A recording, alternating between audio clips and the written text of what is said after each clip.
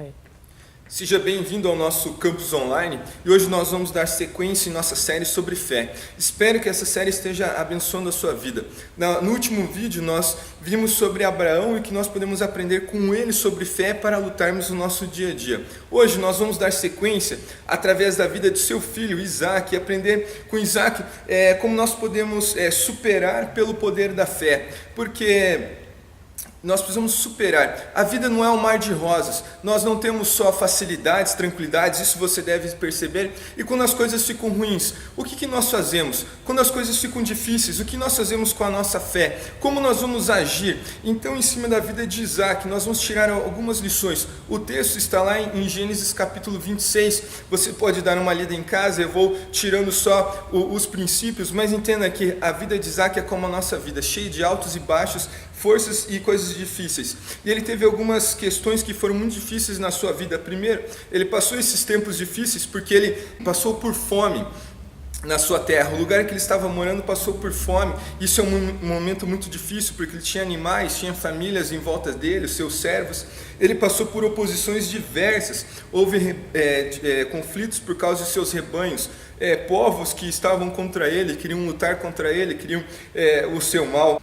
Ele teve problemas com a sua família dividida, porque os seus dois filhos deram um certo trabalho, porque Isaac gostava mais de Esaú e sua esposa Rebeca gostava mais de seu filho Jacó. Ele teve também problemas com as suas fraquezas pessoais, porque da mesma forma com que o seu pai teve aquela grande ideia de duas vezes falar que a sua mãe era sua irmã para se dar bem com outros caras, ele fez isso com a sua própria esposa também. Ele tinha suas dificuldades e ele tinha decepções, e uma dessas decepções eram as esposas de seus filhos, de seu filho Esaú, que deram muita dor de cabeça para eles. Então, vamos lá. O que para superar os desafios da minha vida, o que Isaac pode me ensinar? Então, como é que para superar os desafios, a primeira lição que nós temos com Isaac é que seguir a voz de Deus diante das circunstâncias.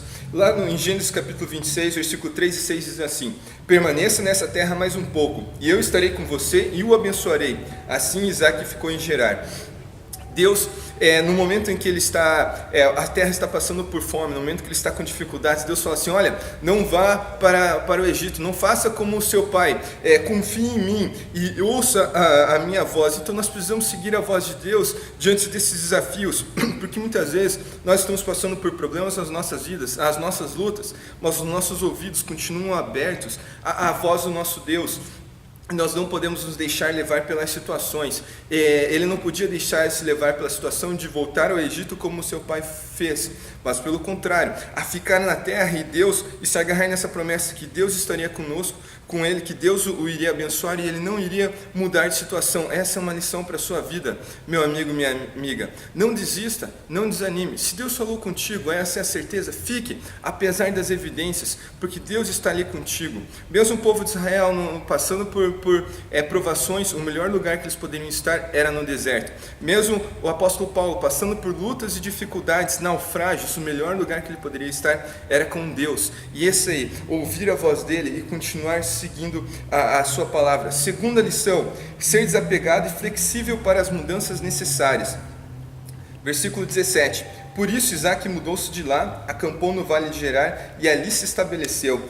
Muitas vezes nós precisamos, para suportar as dificuldades, nós precisamos sermos desapegados e flexíveis às mudanças que são necessárias. Muitas vezes Deus irá nos exigir mudanças, irá exigir coisas para serem feitas de maneira diferente, e nós temos que ser flexíveis. Uma das coisas que nós fazemos geralmente é assim: fazer sempre as mesmas coisas e querer resultados diferentes. Isso é impossível em qualquer lugar. Isso é impossível numa empresa, isso é impossível numa casa. Você pode falar assim: olha, eu crio o meu filho da mesma forma sempre, mas os resultados nunca mudam. Claro, porque a sua atitude não muda. Nós precisamos ser flexíveis, tá? E ter essa capacidade de se adaptar e mudar a forma como você está fazendo as coisas. No meu ministério, eu presenciei isso muitas vezes, E uma das vezes eu comecei o meu ministério trabalhando com pessoas bem pobres, com favelas, com projetos sociais, com adolescentes e crianças desses lugares, e depois Deus me levou para uma igreja, numa classe social B e A, um nível muito alto. Eu não podia, nos mesmos lugares, agir das mesmas formas, com as mesmas estratégias de evangelismo, fazendo as coisas. Eu precisava o quê? Mudar, me adaptar, porque o momento era outro, as pessoas eram outras, as suas necessidades eram outras, sua forma de atingir os corações são outros. E nós precisamos nos adaptar a isso e deixar com que a coisa aconteça. Terceira lição: lutar pelas oportunidades que Deus já te deu.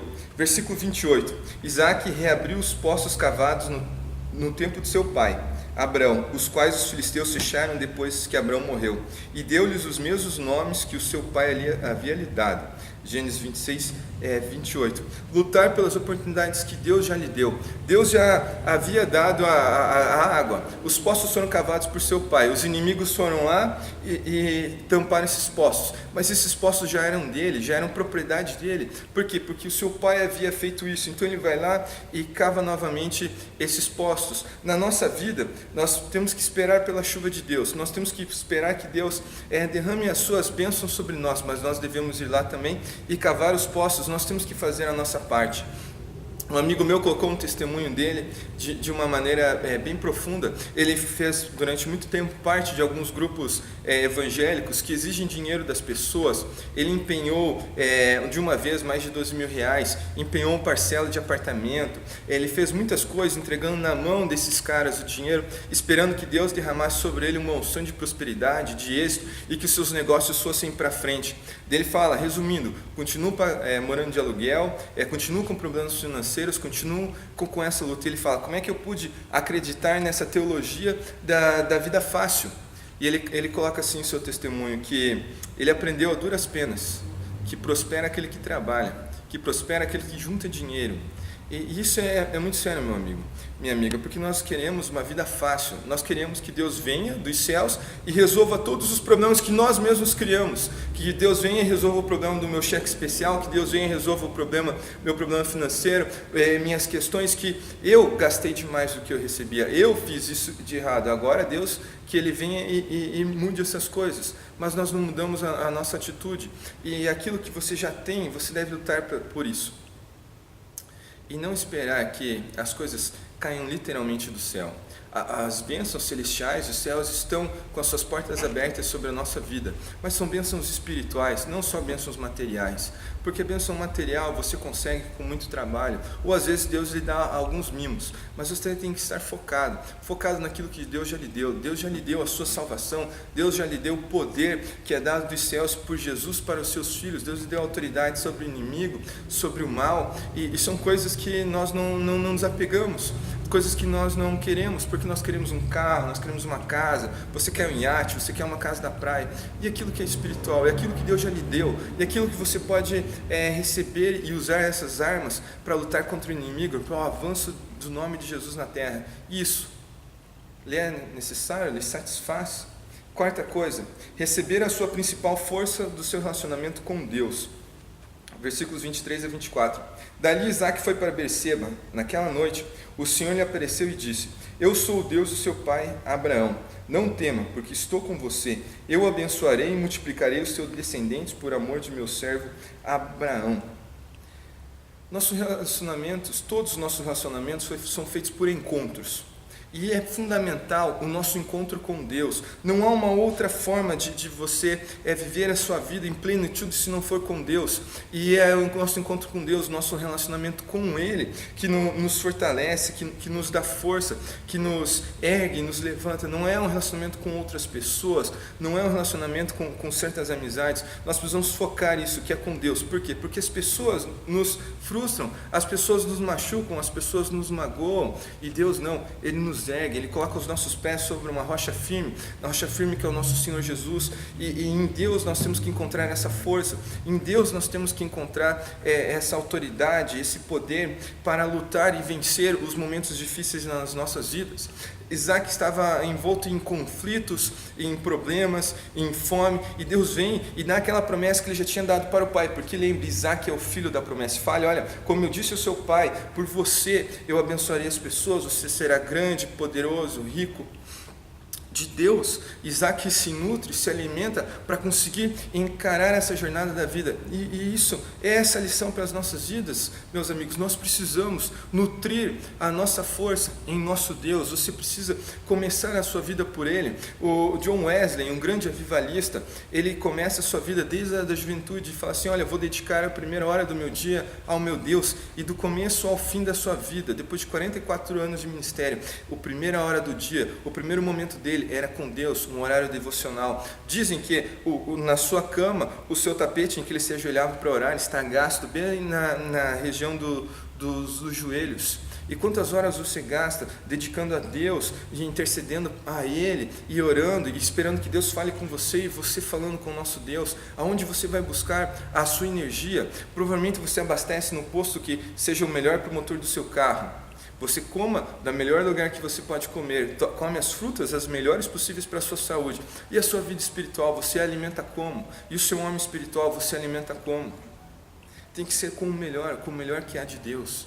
Wesley foi tão usado por Deus que no final de sua vida ele não tinha nem um centavo, ele deixou uma biblioteca e 184 mil membros da igreja metodista só na Inglaterra, durante 44, depois o fruto de 44 anos de trabalho. Meu amigo, dedique o seu primeira hora do dia, dedique a Deus, espere dele a sua força para suportar os reveses da sua vida, falecimento das pessoas que você ama, problemas na sua empresa, problemas financeiros. É em Deus que você vai encontrar a força para encarar a luta pelo seu filho que está dependente de drogas, a luta pela sua esposa, pelo seu marido alcoólatra. É em Deus, somente nele que você vai encontrar isso. E quinto, fazer todo esforço pela paz. Versículos 28, 30 e 31. Eles responderam, vimos claramente que o Senhor está contigo, por isso dissemos, façamos o juramento entre nós, queremos firmar um acordo contigo. Então Isaac ofereceu um banquete, e eles comeram e beberam. Na manhã seguinte, os dois fizeram um juramento. Depois Isaac os despediu e partiu em paz. Isaac, no meio de todo um conflito com as pessoas que estão à sua volta, por causa das suas ovelhas, por causa de água, por causa de tudo, lutou para estar em paz com as pessoas. E essa é uma outra lição, para suportar as dificuldades da vida. Nós precisamos estar em paz com as pessoas, nós precisamos lutar por essa paz, não ser um espírito de contenda, de desafios, de encrencas nas nossas famílias, mas um espírito de paz, alguém que lute pela paz. Se Jesus é o nosso príncipe da paz, nós somos arautos dessa paz. Que você não seja uma pessoa que luta aonde você está, conhecido como aquela pessoa encrenqueira. Por quê? Porque o encrenqueiro gera seus próprios problemas, e você tem que suportar aquilo que você mesmo está fazendo, talvez com a sua língua afiada, ferindo outras pessoas, talvez não perdoando as pessoas, jogando na cara coisas do passado, lutando. Agora nós passamos as festas de final de ano, provavelmente para muitas famílias esse é o pior momento, porque é onde dão as brigas, onde dão as encrencas, onde o pessoal bebe, né, e baixa um pouco os policiais da nossa mente, fala aquilo que não deveria estar falando, ou filhos que brigam com seus pais, pais que rejeitam seus filhos, ou uma série de coisas que você está envolto em conflitos. Mas você deve ser aquele que faz a paz, que luta pela paz. Se você luta pela paz, Deus luta por você. E você vai conseguir realmente suportar as dificuldades da vida, porque pelo menos as pessoas que estarão ao seu lado, não serão elas que estarão fazendo encrenca na sua vida. Há um provérbio que diz para você dar presentes para as pessoas que lhe querem mal, porque assim você coloca fogo na cabeça delas. Essa é a ideia, abençoar os seus inimigos. Eles não entenderão. Jesus fala, amem os seus inimigos. Amar as pessoas que lhe amam é fácil, mas aquelas que não te amam, isso é difícil. E esse é o Evangelho, essa é a nossa missão, amar a todos, aqueles que nós queremos amar e aqueles que nós não queremos amar. Por quê? Porque isso é fé. Por quê? Porque isso é confiança em Deus, que até as minhas emoções estão presas na mão dEle, até as minhas emoções e os meus sentimentos são reféns de um Deus Todo-Poderoso que vai cuidar e lidar da minha vida. Então, por isso, para você suportar as dificuldades na sua vida, seja um agente de paz, que Deus lhe trará paz também, e você conseguirá viver em paz. Lute pelas oportunidades que Deus já lhe deu, receba a força do seu relacionamento com Deus, seja desapegado às coisas dessa vida, seja flexível, aprenda a dizer sim, aprenda a dizer não, aprenda a deixar os outros seguirem o caminho e ouça a voz de Deus nessas circunstâncias. É no meio de um vendaval, de um grande tormento, que Jó escuta a voz de Deus. E Jó termina dizendo assim: antes eu ouvia de ouvir falar, mas agora eu vejo com os meus olhos. Que você, na sua vida, possa suportar as dificuldades, suportar tudo pela fé.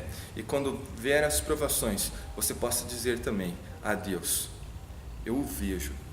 E essas circunstâncias terríveis, minha fé trabalhou para que eu possa ver a face do meu Deus e suportar a todas elas, para um dia atravessar os portões celestiais e encontrar a glória com o meu Deus. Que Deus os abençoe e que a fé realmente possa fortalecer cada um de vocês para suportar as suas dificuldades dia após dia da sua vida. É isso que eu peço por vocês. Amém.